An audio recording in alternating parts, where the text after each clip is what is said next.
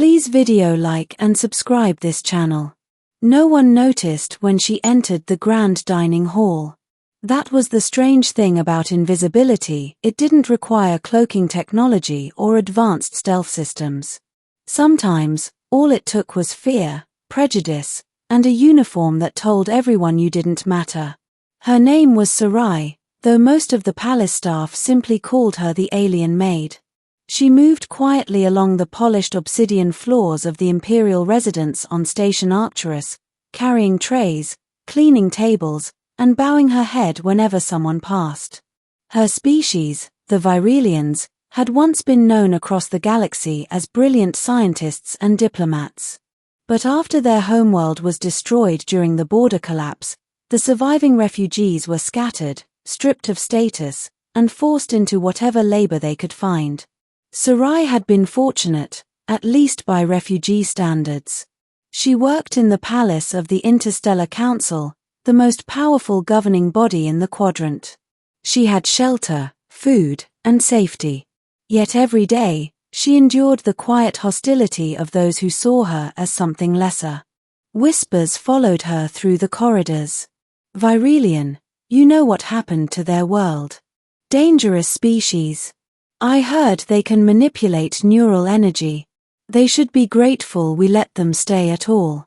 Sarai never responded. She simply lowered her glowing violet eyes and continued working. Commander Elias Ward noticed her on his third day at the station. He had just returned from a frontier security mission and had been assigned temporarily to the Council's Defense Division. The dining hall was crowded with diplomats, officers, and political advisors, all engaged in loud conversations about trade routes and military funding. In the corner, near a long window overlooking the stars, he saw her. She was cleaning an already spotless table, moving with slow precision, as if trying not to draw attention. Two attendants passed behind her, laughing quietly, and one deliberately brushed against her shoulder, causing her to stumble slightly. Neither apologized. Elias frowned. He had seen prejudice before on dozens of worlds, across countless species, but something about the way she immediately whispered sorry despite not being at fault unsettled him. He watched for a few moments, then walked over. "Excuse me," he said gently. Sarai froze. Palace staff were rarely addressed directly by military officers unless something had gone wrong. She turned slowly, her posture tense. "Yes. Commander. You didn't do anything wrong," he said quietly. She blinked, clearly confused. "I apologize if I caused." "You didn't," he interrupted. "I just wanted to say that." For a moment, she said nothing.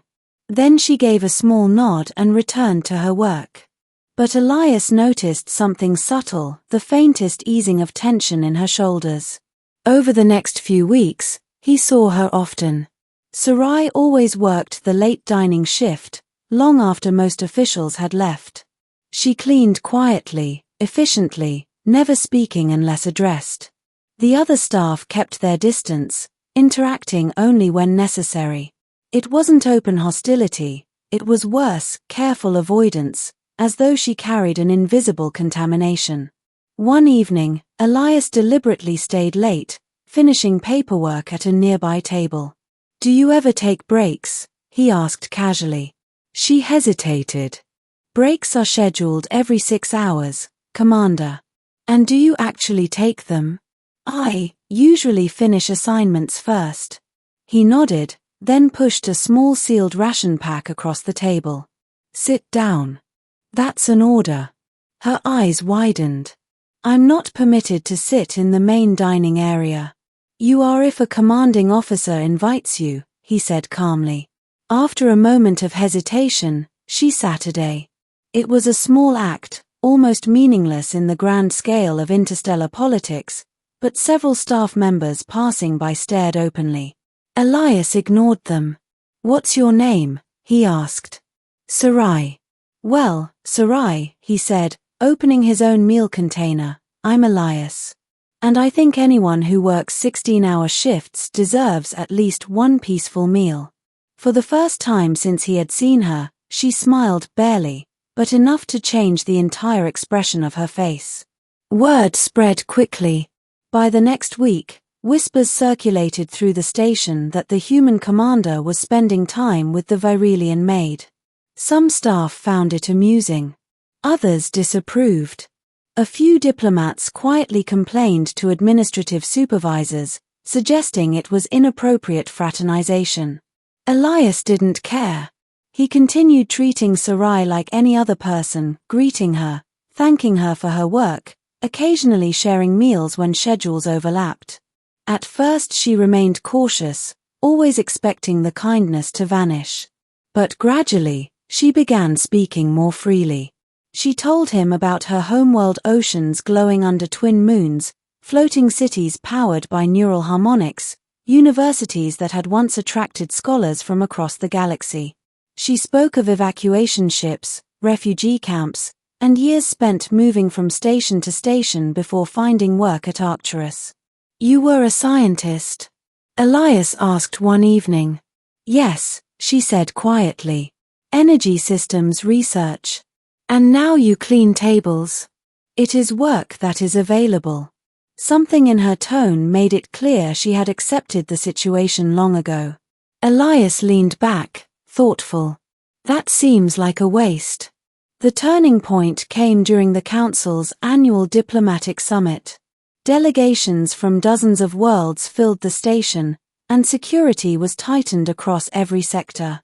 Elias was assigned to oversee safety protocols in the main hall while technical teams monitored energy systems powering the event. Halfway through the summit's opening ceremony, alarms began to flash. Energy fluctuations surged through the station's central grid, dangerous spikes that threatened to overload the containment reactors. Technicians scrambled, but the cascade of errors spread too quickly. Elias ran to the control deck, where engineers shouted conflicting instructions. "What's happening?" he demanded. "Grid harmonics are destabilizing," one technician replied. "We can't realign the resonance fields fast enough. If the overload hits the primary reactor, we could lose half the station." "Estimated time?" "Less than 15 minutes. Elias's jaw tightened. "Then fix it." "We're trying." At that moment, a quiet voice spoke from the doorway. "I can help." Everyone turned. Sarai stood there, still in her service uniform, holding a small maintenance tablet. A senior technician frowned. "This area is restricted." "She's with me," Elias said immediately. "What can you do?" Sarai stepped forward cautiously. The grid uses harmonic stabilization patterns similar to early Virelian power systems. I studied resonance balancing before my world fell. If I can access the core alignment controls, I may be able to restore synchronization. Several technicians exchanged doubtful glances. "Commander," one whispered, "we can't hand reactor controls to her." Elias cut him off. "You said yourselves you're running out of time." He looked at Sarai. "Can you do it?" She met his eyes, uncertainty flickering for a moment, then determination replaced it. "Yes." "Then get her access," he ordered. The control room fell silent except for the hum of unstable systems. Sarai worked rapidly, her fingers moving across the interface with practiced precision. Streams of complex equations scrolled across the display as she recalibrated resonance frequencies that most technicians barely understood. "Redirect secondary harmonics to channel 7, she said calmly. A technician hesitated, then followed the instruction. "Now shift the phase delay by 0.004 seconds. Energy readings began to stabilize. Within minutes, the violent fluctuations dropped into manageable ranges. A final adjustment aligned the core grid completely, and the warning alarms faded into silence. The entire control room stared at the screens in disbelief. "System stable," an engineer whispered. Elias allowed himself a slow breath. "Nice work." Sarai stepped back, hands trembling slightly now that the adrenaline had faded. I only applied what I remembered. What you remembered just saved thousands of lives, Elias said. Recognition spread quickly, faster than the earlier whispers. Council officials demanded a report on the incident, and when the details emerged, attitudes shifted almost overnight. Diplomats who had once ignored Sarai now requested briefings. Engineers asked for her assistance in optimizing outdated energy modules. Even the palace staff, once distant, began greeting her with cautious respect. But the most important moment came during a formal council session. The station's high administrator stood before the assembly. Today, we acknowledge an individual whose expertise prevented a catastrophic reactor failure. Sarai of the Virelian people demonstrated exceptional technical skill and composure under pressure. In recognition, the council offers her a permanent position within the station's energy research division. Murmurs filled the hall. Sarai stood frozen, clearly overwhelmed.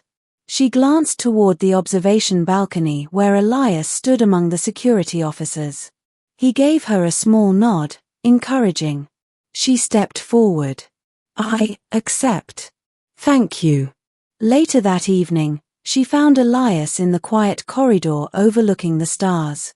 They offered me research quarters, she said, still sounding as though she couldn't quite believe it. I begin training rotations next week. That's good, he said with a grin. Seems the galaxy finally remembered what Virelian scientists can do. She hesitated. None of this would have happened if you had not stepped forward that first day. Elias shook his head. You already had the knowledge. All I did was notice. Sometimes, she said softly, being noticed is the difference between disappearing and surviving. They stood together in silence for a moment, watching transport ships glide through the distant docking lanes. Do you know what surprised me most? She added. What? When the others avoided me, I believed I deserved it. I thought perhaps my people truly were seen as dangerous or unwanted. But when one human simply sat down and treated me as an equal, everything changed. Elias shrugged lightly. Turns out stepping forward isn't that complicated. She smiled, this time fully, confidently. Perhaps not. But it can change a life. In the months that followed, Sarai became one of the station's leading energy specialists, helping modernize outdated infrastructure and advising on interstellar power-sharing projects. Her success encouraged the council to re-evaluate refugee employment policies, opening new opportunities for displaced species across multiple sectors. And every so often, when schedules aligned, she and Commander Elias Ward still met in the dining hall, not as maid and officer, but as friends sharing a quiet meal beneath the endless stars. Because sometimes history doesn't change through massive wars or political revolutions. Sometimes it begins the moment one person refuses to look away and simply steps forward.